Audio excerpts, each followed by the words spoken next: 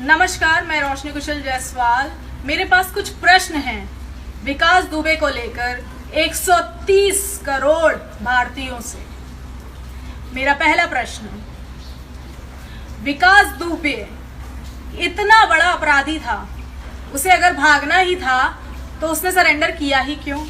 मेरा दूसरा प्रश्न, काफिले में इतनी गाड़ियां थी, विकास की ही गाड़ी क्यों पलटी? मेरा तीसरा प्रश्न, विकास के पेट में और सीने में गोली लगी है, उल्टा भाग रहा था क्या? मेरा चौथा प्रश्न, हिरासत में इतना बड़ा अपराधी बिना किसी हथकड़ी के, क्या एक हथकड़ी भी नहीं लगाई जा सकती थी?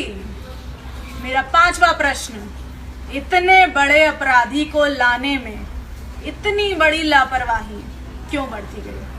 मेरा छठा प्रश्न, मीडिया साथ साथ चल रही थी, अचानक से चेकिंग का बहाना करके उन्हें दूर किया क्यों गया?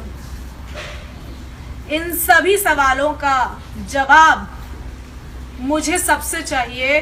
कमेंट बॉक्स में इसका जवाब आप सभी जरूर दें, स्पेशली अंधभक्त। मुझे जानना है कि अंधभक्तों ने इतने आसान सवालों का जवाब देने के लिए अपने भक्ति के चश्मे को उतार दिया है या फिर अपने भक्ति के चश्मे को 83 रुपए का डीजल और पेट्रोल डला के फूंक दिया है।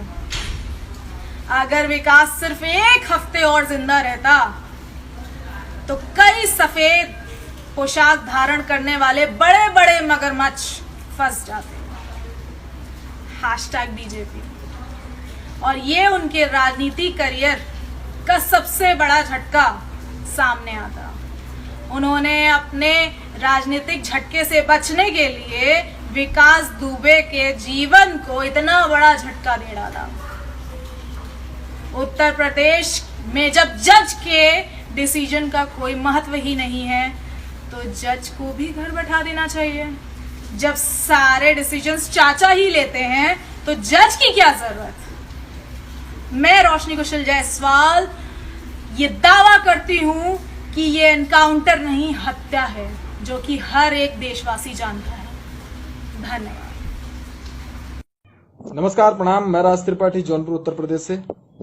आखिरकार कानपुर के कुख्यात बदमाश अपराधी विकास दुबे को एक फिल्मी नाटकी की तरह बाबा जी के चेलों ने फर्जी एनकाउंटर में करवा ही दिया, क्योंकि अगर विकास की गाड़ी मौके पर नहीं पलटती तो शायद ये सरकार पलट जाती। मैं विकास दुबे का समर्थन नहीं कर रहा, लेकिन विकास के साथ जुड़े कुछ सवाल बार बार मन में उठ रहे हैं। एक तरफ जहां भाजपा के नेताओं के साथ जुड़ा हुआ व्यक्ति विकास दुबे न जाने कितने लोगों के राज के बारे में जानता था। अगर पुलिस पूछताछ करती तो दावा करता हूं उत्तर प्रदेश पुलिस को कई सुराग मिलते, लेकिन बाबा जी को तो अपने पार्टी के लोगों व सरकार को बचानी थी। किसी भी प्रकार का इल्जाम न लगे सरकार के ऊपर, इसलिए एक फिल्मी नाटकी ढंग से विकास दुबे को फर्जी एनकाउंटर में मार गिराया। पुलिस और गोदी मीडिया भी तरह तरह की बातें पेश कर रही हैं। सोचिए, जहां पुलिस वालों का कहना है कि उसके हाथों में हथकड़ियां लगी थी और वह भागने की कोशिश कर रहा था।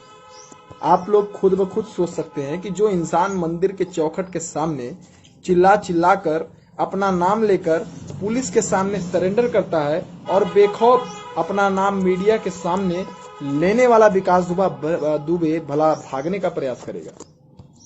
अगर भागना होता तो सरेंडर क्यों करता? राज गहरे